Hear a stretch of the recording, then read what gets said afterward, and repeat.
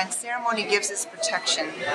We have forgotten that, as according to prophecy, that this is the great time of the divisiveness, and all that has divided us from spirit, all that has divided us from each other, all that has divided us from all of this sacred knowing, all this is rising now. And in this time of arousal, arising, and awakening, an energetic remembrance happens.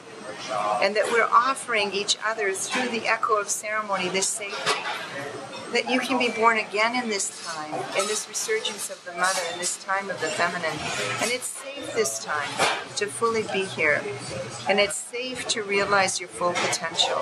It's safe to realize that you're really a medicine man, and that you're really a shaman, and that you're really a musician, and you're really a yogi, and you're really a guru, and you're really the leader you've been waiting for. And as the Hopi teachings offers, you are the ones we've been waiting for. So the importance of ceremony is to realize we're calling you here. When we call all the spirit birds and the plants and we drum, we are actually calling all those who remember in this resonance, in this geomorphological resonance, this echo of all times. We're calling you to remember who you are. You're part of cooperation with spirit, with the Creador. You're part of the cooperation with Pachamama. You're part of this infinite possibility of abundance and prosperity. There's no scarcity in ceremony. There's only abundance. And if you could see my full cloth and my full shaman's blanket, you would see how it's all woven in. And so when people come to me and they say they don't have enough money, I say that's the big lie. That's delusional. There's no scarcity in our view. In ceremony, we know this deeply. Everything that I show you here, everything was given. There's nothing here that I bought.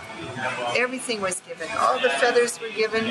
Everything was given. My rattle was given. The sage was given. I did offer remuneration financially for Keota and Christina and Helen when I made my drum on my birthday last Wednesday, because we still live in the in-between times where there's still some people in the hologram who have a system that believes in money and silver and gold.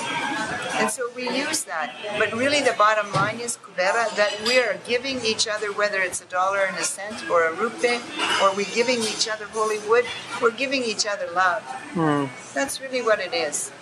And I often go into, when I was actually banking in the banking system, I actually would offer this love to all these tellers, and I would say, you know, you need me to come and do service with you. You need me to tap you out of your fear of scarcity and all these issues that people with money come and face you. You need me to clear the energy for you. They need ceremony to protect them. Same thing with hospitals, doctors, and lawyers, judges, and juries. You know, all of this negative energy is going into the old systems. And these old systems are collapsing because there's collusion of separation from source, and source is abundant.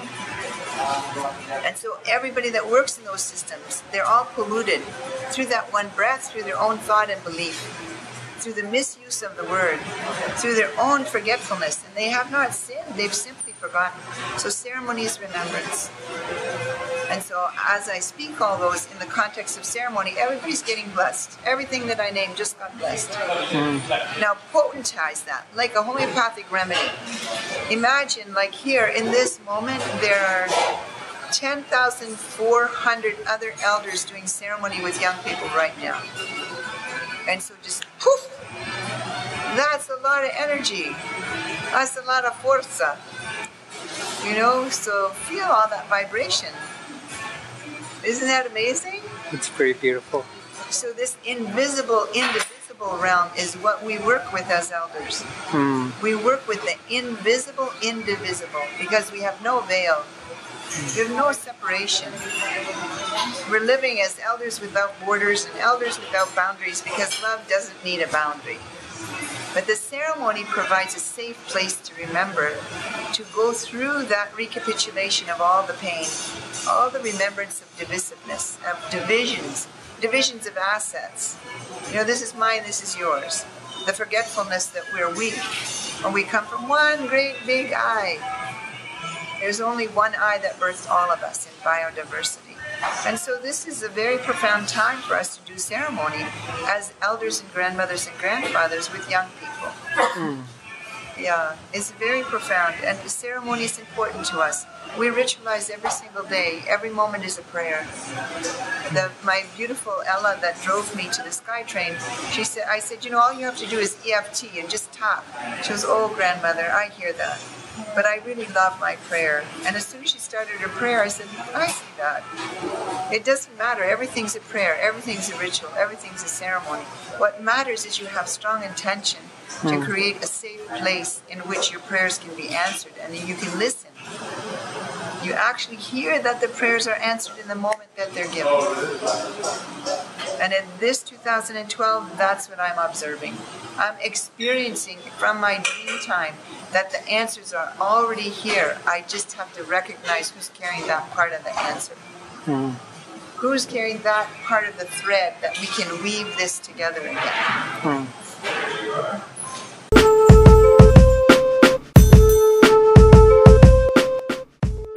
You just love everybody. And they either look at you like you're totally crazy, and I'm totally accustomed to that, or they come to you and they go, who are you? Why are you loving me? Like that young man, Stuart. You have a good memory. No, he's very important to the thread. He's very important to the weaving. He's very important. He's forgotten his importance, so he needed me to manifest and say, you're important. So it's not complicated to pick up that thread. What is really, all of life is just really the weaving. What's so important is, why haven't people picked up the thread? And my heart breaks when people don't pick up that thread. They don't pick up that and give it back.